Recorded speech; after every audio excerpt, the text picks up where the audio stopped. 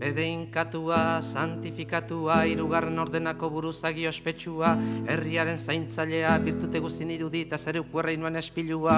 Zu, mantxari gabea, espirituz bezain gorputzez legorra, zu urtasunez josia, hitz ederren eta fortuna dezentearen jabea. Zu, nunbaitetik etorria, profeten abotsa, auzokoen kezka. Zu, 35 urte luzez emaztea, igandarra txaletan etxeko lehiotik begira duk izenduna, emazte gaixoa, emazte iluna, emazte bizarduna, emakume leial batek merezita dezio bezain gartxuki, oido lorkeriaren handia, sekulan izorratua eta zure gorputzez gozatua izan etzena, bere erraieteko indar desesperatuen birtute santutasunetik aterea, aitaren ustelkariaren kulpa seme tonto batzuen ama izan dua, isil-isilik urte luzetan bizitua, eta ratzalde hotz eta euritxu batean ia inor konturatu gabe, hila eta obiratua izan zana.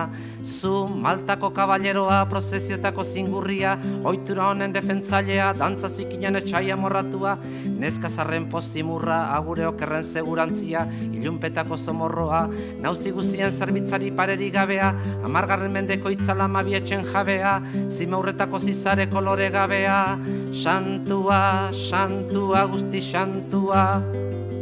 Hauzi konpontzaile trebea, Zizeron berpiztua, Grekoaren kuadroetatik ateratako gizon magroa, zabiduriz eta zerresbeterik munduko pekatuen aurrean oiu egiten duena, lapur galanta, hasta zakil paregabea, zure eriotzako egunean kanpo santuko harrak bazkatuko ute zimaur gozoa.